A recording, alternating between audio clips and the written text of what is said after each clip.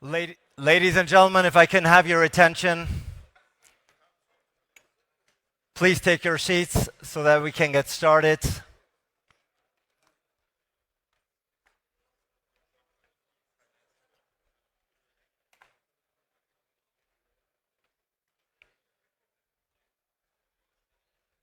Bringing in whoever is left in the lobby, and then let's close the door.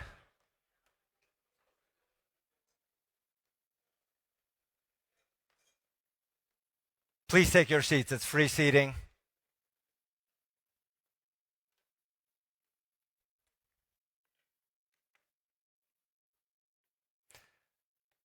Distinguished Excellencies, dignitaries, ladies and gentlemen, my name is Ali Aslan. I'm an international TV presenter and journalist, CNN, ABC News, DW TV, amongst others. And on behalf of the Conference of European Rabbis, it is my great pleasure and honor indeed to welcome you to this portion of this evening. In the past, I've already had the great pleasure and honor of working with Gadi and his wonderful team. I've been moderating events for the CER. Yes, please give it up for CER. Gadi and his team certainly deserve this round of applause, working tirelessly behind the scenes. I've had the pleasure of working with them numerous times in the past at the Munich Security Conference, amongst others, and therefore it is my great pleasure and honor indeed to be guiding you, if you will, throughout this evening. And it's an evening, I don't have to tell you, it's been a long time coming. This evening has been postponed at least once due to the pandemic, so I'm very delighted to seeing you all here and meeting you all in person. This is going to be a long evening, as you can tell by the setup here behind me. We will have two panels. We will have numerous addresses from the excellencies, dignitaries, prime minister throughout the evening. We will have an award ceremony, and we will have a gala dinner as well. Let me just say there's translation provided. Obviously, this evening will be conducted in English, but as you can tell and as you can see by the translation kits on the table, translation is provided. Channel 1 English, Channel 2 Hebrew, Channel 3 German, and Channel 4 is French. So, very much looking forward to this evening. We have a lot of ground to cover. So without further ado, and to officially kick off this evening, it is my great pleasure to welcome now up on stage the president of the Conference of European Rabbis. Ladies and gentlemen, please welcome Chief Rabbi Pinchas Goldschmidt.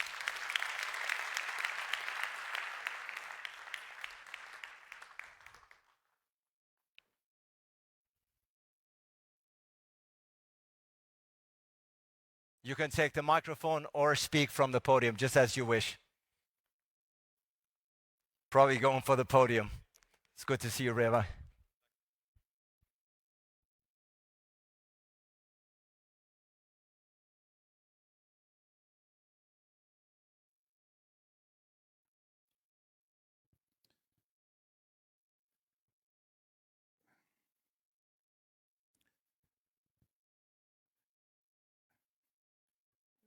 Usually my speech is longer than the dignitaries I have to greet. I think today it's going to be just the opposite. So, sehr verehrter Herr Ministerpräsident Söder, sehr verehrter Staatsminister Hermann für Innen- und Sport und Herr Staatsminister Dr. Hermann, Leiter der Staatskanzlei, Herr Staatsminister Professor Piazzolo, sehr verehrte liebe Frau Dr. Knobloch, Präsidentin der jüdischen Gemeinde von Oberbayern und München, sehr verehrter Herr Präsident Sobotka, Präsident des Nationalrates der Republik Österreich,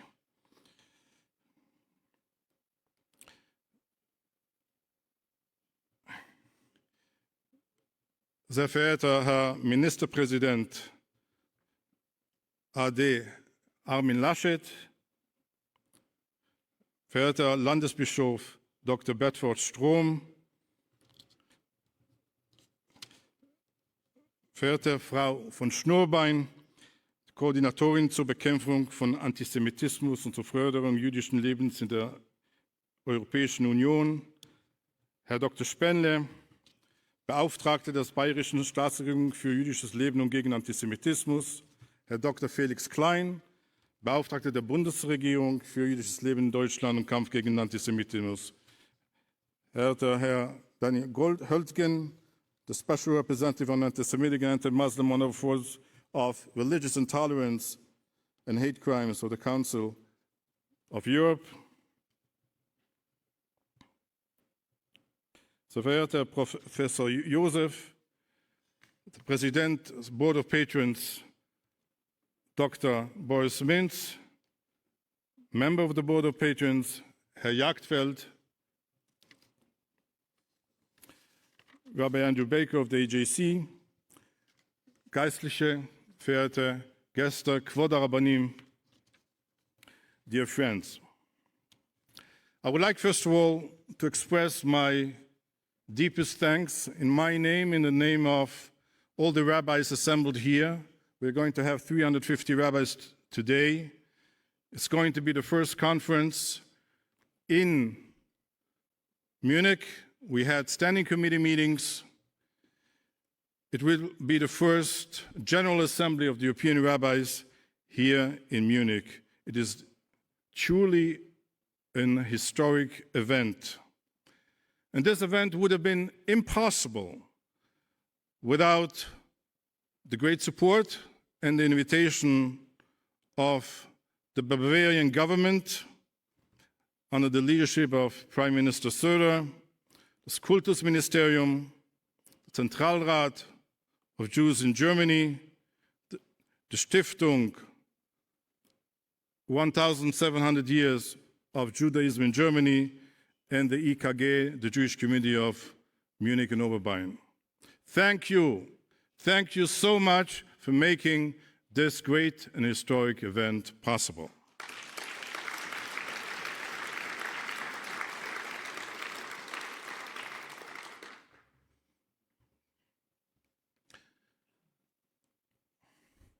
Two days ago, I had the great chance of walking with my son, who especially came to see me here in Munich, Dove, to walk in the streets of the old city of Munich. We walked by the monument for the destroyed synagogue in 1938, and then we came to the Altes Rathaus, to Old City Hall, a building built in the 13th century, where there is a very big plaque remembering that what we know as Kristallnacht, or better said, the Reichspogromnacht, was planned and was announced in this very old building on the 8th of November 1938. Today, almost 100 years later, we are here coming again, saying that there is Jewish life in Germany, and there's also a Jewish future in Germany. We have here 50 rabbis of communities in Germany who have been building over 100 communities in this land. And this is truly a miracle, but this miracle would not have happened without that the government on the federal level, as well as the Landes level and the local level, would have done everything possible to support the revival of Jewish life. We understand that the key to Jewish life is not buildings, it is the people. It is the spiritual, which unites us, which gives us hope, and which creates our narrative. And the people who are empowered to lead this narrative and tell the story are our dear rabbis, who during the last 2 years have shown great leadership, tremendous leadership in times of Corona, in times of the pandemic, creating alternative ways to lead a religious service, Torah learning, and making sure that their communities stay alive and stay healthy, knowing when it was time to close the synagogues, before the government came and told them to close the synagogues.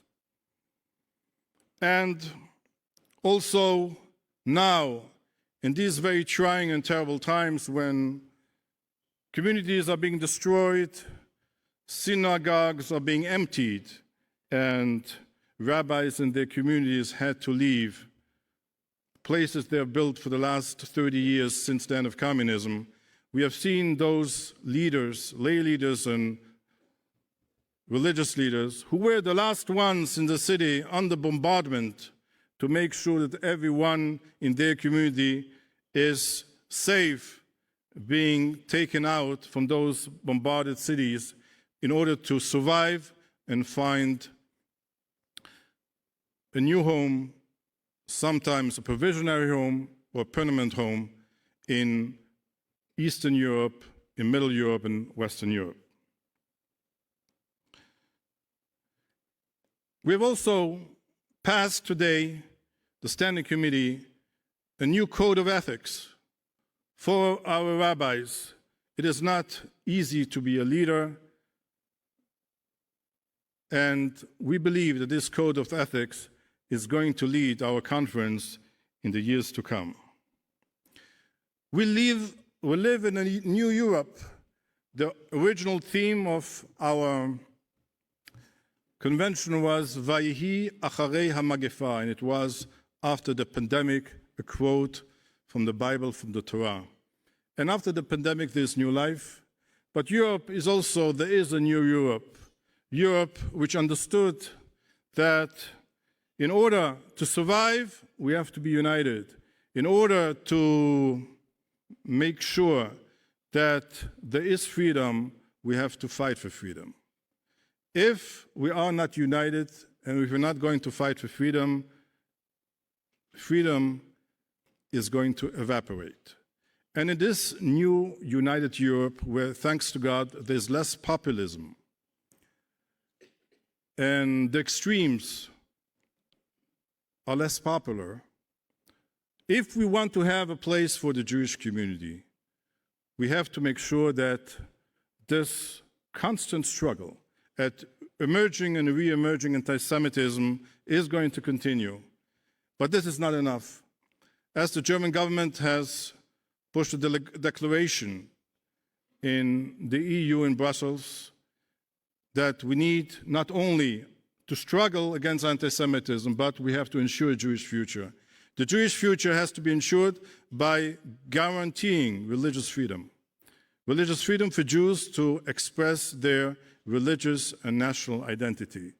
To tell Jews, you are free to live in our country, but you are not free to continue practice your religious commandments is not religious freedom. Therefore, I would like to thank you again, all the members also of the Board of Patrons and all the dignitaries I have not mentioned, and also my good friend Arno August Jagdfeld. And I would like to finish with a special thanks to the great work done by the organizers of this wonderful event, Gadi Gronish, Shorena Mikava, and Rabbi Basking. Thank you very much.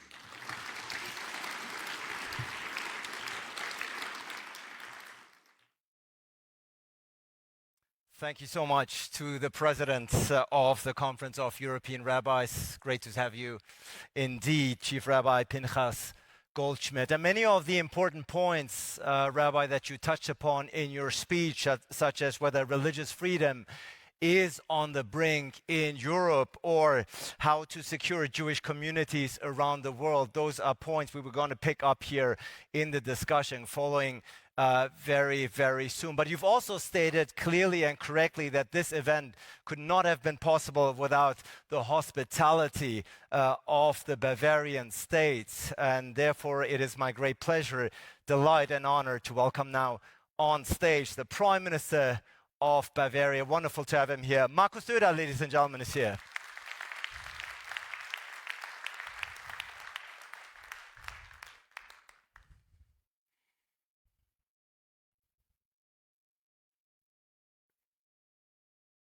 Welcome, Prime Minister.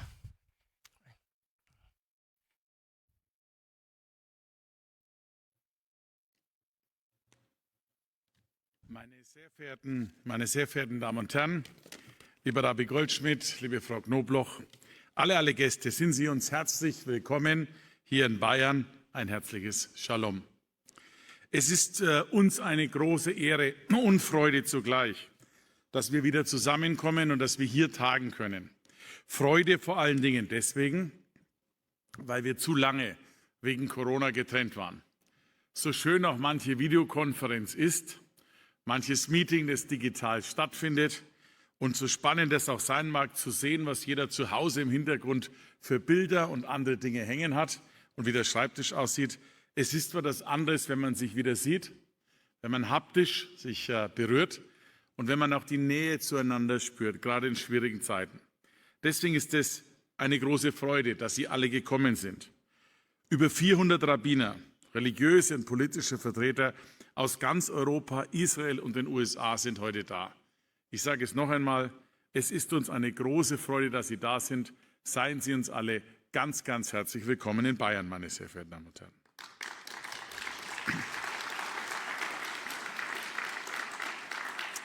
Viele kennen Bayern als ein besonders gastfreundliches Land.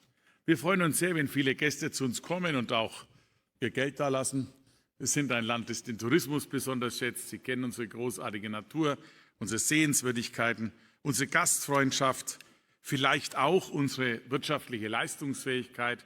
Wir können, glaube ich, zu den stärksten Ländern, das wir in Deutschland haben und mit in ganz Europa. Unser Bruttoinlandsprodukt nur in Bayern ist größer als das von Tschechien, Portugal und Griechenland zusammen. Und wir haben sogar, lieber Armin Laschet, mehr Industriearbeitsplätze als das wundervolle und großartige Nordrhein-Westfalen. Das alles wäre jetzt aber für Sie heute nicht so interessant.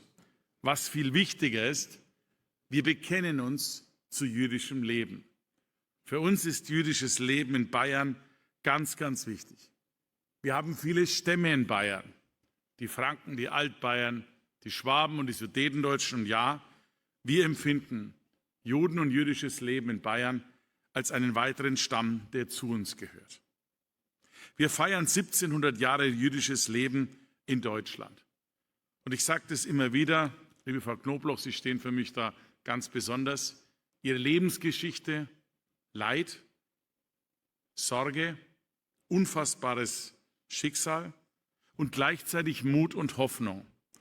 Und mich beeindruckt es, und ich sage das ganz bewusst, ich habe großen Respekt und Freude darüber, dass Juden bei uns nach dem schweren Schicksal der Shoah neu angefangen haben, jüdische Gemeinden aufgebaut haben, jüdische Gemeinden zu neuem Leben verholfen haben. Wir sind da wirklich stolz und dankbar drauf und wir würden Sie niemals wieder missen wollen. Vielen Dank für all diejenigen, die bei uns die Gemeindearbeit machen und da sind. Herzliches Dankeschön stellvertretend an Sie.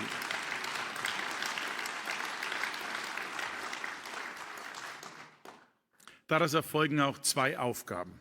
Die eine Aufgabe heißt, gegen Antisemitismus sich zu wenden und gleichzeitig jüdisches Leben zu fördern. Beides gehört übrigens untrennbar zusammen. Die hässliche Fratze des Antisemitismus ist da. Und in Wahrheit, sie ist auch offener und aggressiver geworden. Ich selbst habe es indirekt erlebt. Während der Corona-Zeit haben sich verschiedene Dinge zusammengepaart. Dort gab es die insbesondere von der rechtsradikalen Szene angestachelten Corona-Proteste mit. Und ich selber bin oft da angegriffen worden. Häufig übrigens gerade in Verbindung mit antisemitischen Sätzen. In ungeheuerlicher Form. Auch auf manchen Anti-Corona-Demonstrationen wurde die Reichskriegsflagge gezeigt oder gelbe Corona-Sterne gezeigt. Was sich daraus ergibt, ist, dass in Deutschland Antisemitismus möglich ist, dass Antisemitismus da ist, dass es sich verstärkt, nicht nur bei uns, auch in anderen Teilen von Europa. Und es ist unsere ganz klare Aufgabe, da nicht wegzuschauen, sondern im Gegenteil hinzulangen und sich zu wehren dagegen. Ich habe es gestern gemacht beim Israel-Tag in Nürnberg und mache es heute wieder. Ich gebe ein ganz klares Schutzversprechen ab. Jeder, der meint, mit antisemitischen Parolen bei uns in Bayern auftreten zu können, der muss die gesamte Härte, die gesamte Konsequenz des Rechtsstaates erleben. Wir dulden keinen Antisemitismus und wir schützen jüdisches Leben in Bayern, meine sehr verehrten Damen und Herren.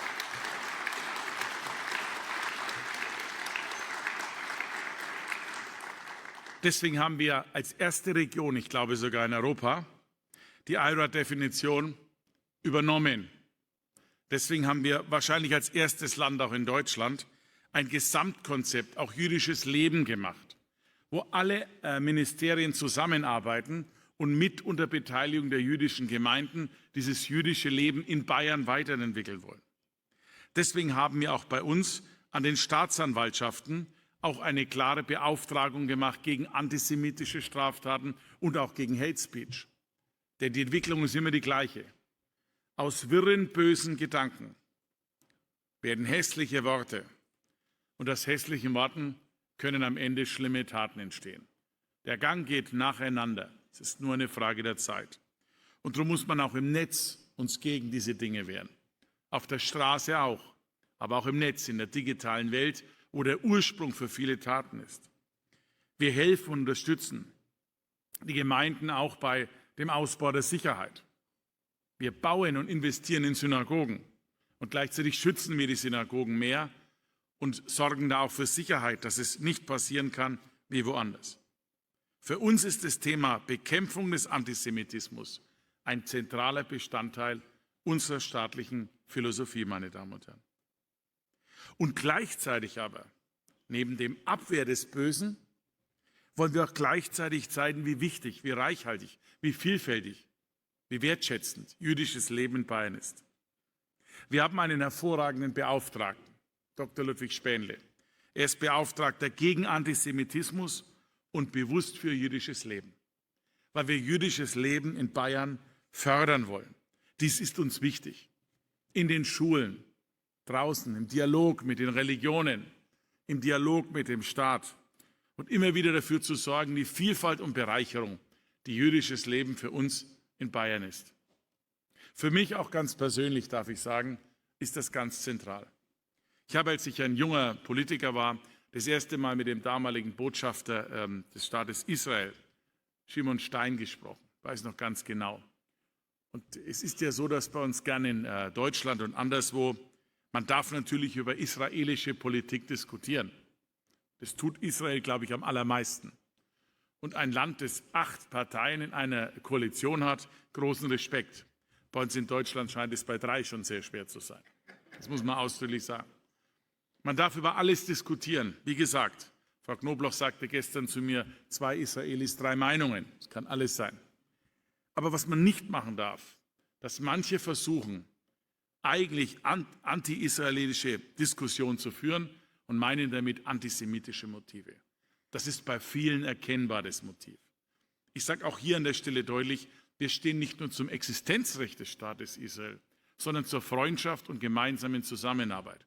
Und es sei mir auch deutlich gesagt, an all diejenigen, die das Skeptische nicht nur wegen der Vergangenheit zum einen, sondern auch wegen der Gegenwart. Denn Israel ist eine Demokratie, ist mit den gleichen Werten verbunden wie wir in Europa. Und diese Zeiten lehren uns doch, dass es so wichtig ist, dass Demokratien, die Menschenrechte und religiöse Freiheit respektieren, zusammenhalten sollten, zusammenkämpfen sollen gegen Diktatur, gegen Unterdrückung und gegen religiöse Ausgrenzung. Meine sehr verehrten Damen und Herren.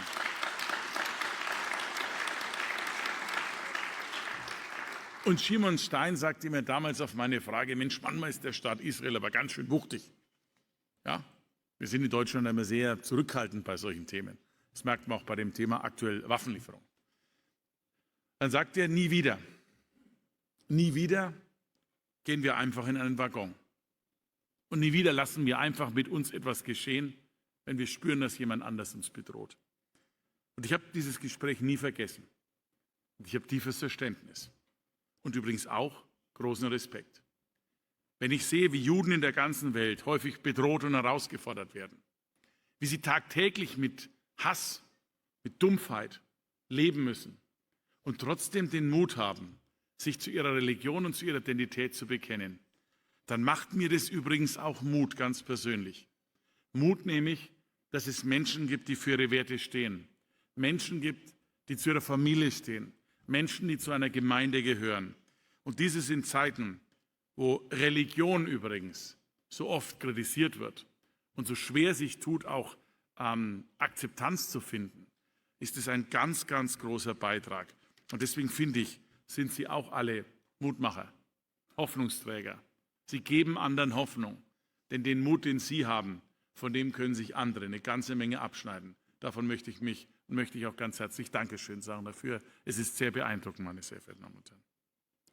Heute, der Applaus geht an Sie. Der Applaus geht an Sie. Wir freuen uns also sehr, dass Sie da sind, dass Sie diese Konferenz machen. In der Tat, wir haben die Konferenz ordentlich finanziell unterstützt. Das war sozusagen nicht der Wunsch, aber doch die Bedingung. Wir haben das auch ordentlich gemacht. Wir würden es gern weiter tun.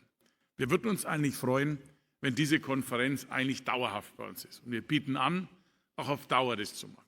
Vielleicht entwickelt sich das auch zu einem Zentrum und wir garantieren Ihnen Unterstützung, wir garantieren Ihnen Freundschaft und wir garantieren Ihnen auch große Unterstützung für jüdisches Leben. Seien Sie uns herzlich willkommen, kommen Sie bitte wieder, bleiben Sie da, geben Sie auch ein bisschen was aus hier. Ja. Genießen Sie Bayern, wir genießen Sie. Vielen Dank, alles Gute und noch einmal Shalom.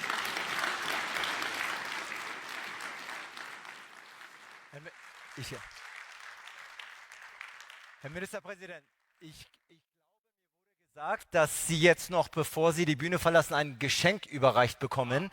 Also, das wollen wir natürlich nicht missen, diesen Moment und diese Gelegenheit. Dazu bitte ich Gadi natürlich, Jorena, Chief Rabbi, auf die Bühne.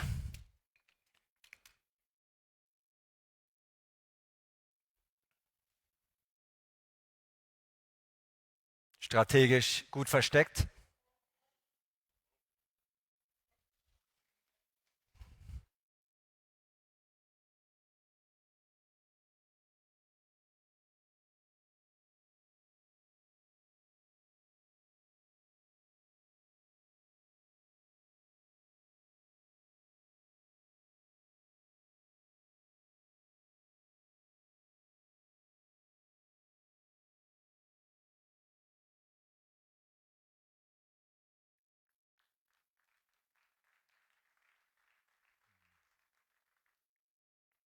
Vielen Dank, Herr Ministerpräsident. Thank you so much once again to the Prime Minister of the Free State of Bavaria, Markus Söder, for his words, but of course also the support and the backing for today's event, ladies and gentlemen. And now we have one more address before we get to the very first panel discussion. Unfortunately, she couldn't be with us today, but she submitted a short remark, short statement via video. Nicola, she's of course a member of the European Parliament, the Vice President of the European Parliament, as a matter of fact, and Special Envoy on combating religious discrimination, including anti-Semitism. And this is what she had to say. Dear honorable guests, dear rabbis, dear ladies and gentlemen, it's an honor for me to address you today. The role of religious leaders is of paramount importance, especially in difficult times like the ones we are experiencing in Europe. For this reason, I thank the Conference of European Rabbis for coming together here in Munich for its General Convention. It is now 72 years since Robert Schuman presented his vision for a united, peaceful Europe. A war between the European states should therefore be inconceivable. Yet, we are witnessing another war in Europe. Russia has destroyed the European peace order with its brutal war against Ukraine. We are witnessing crimes against humanity, rape, murder, We never thought we would see this in Europe again. Once more, people have to fear for their lives, are fleeing the war, including many Jewish people who thought they had found peace and home in Ukraine.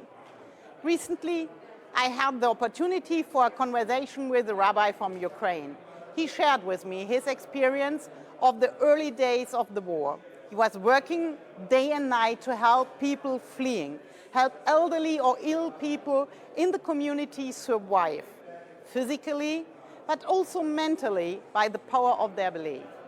Those leaders, strong in their heart and full of love for their fellow humans, are the core of any society. With all my heart, I admire the tireless effort of religious leaders trying to hold communities together. Leaders who save lives, take care of the weakest members of society, and form unity across religious boundaries. This is a big endeavor and at the same time a huge responsibility. Unfortunately, not every religious leader plays a constructive role. I wish Patriarch Kirill would work for understanding and peace instead of supporting Putin's war. Dear ladies and gentlemen, it is essential to secure religious freedom and Jewish life in Europe. I therefore welcome the efforts of the European Commission, which launched the first strategy to combat antisemitism and foster Jewish life in Europe. If implemented well, it can serve as a role model for national and regional parliaments in European Union member states. To promote peaceful and cooperative life in our communities, we need a continuous and open dialogue between our political institutions and civil society. The religious communities and their leaders should play an important role in this dialogue. I know the task is not an easy one, because we have to talk about difficult and sometimes highly emotional topics. How to balance religious traditions and rules against secular legislation, for example, related to kosher, butchering, and circumcision. How to ensure that funds for economic cooperation and development do not support extremism and intolerance. And of course, what can be done to promote peace, to settle conflict. In order to find acceptable and sustainable solutions, we need your engagement as religious leaders. You are the voices of your communities, and you are able to help mediate the necessary compromises. This important work needs to be done on all levels, from the local community up to the national and the international level. I beg you to take on this responsibility and sometimes burden, engage with your communities, with your fellow religious leaders, with everyone you should and need to play a role in this dialogue. I'm looking forward to participating in person tomorrow in this year's General Convention. I want to reassure you that many people in the European Union hear your voices and recognize your concerns. Together with my colleagues from the Working Group Against Antisemitism in the European Parliament, I'm convinced that we can form a strong partnership to foster Jewish life and religious freedom in Europe. With this in mind, I wish you a successful conference and look forward to working together throughout Europe for religious freedom and peace.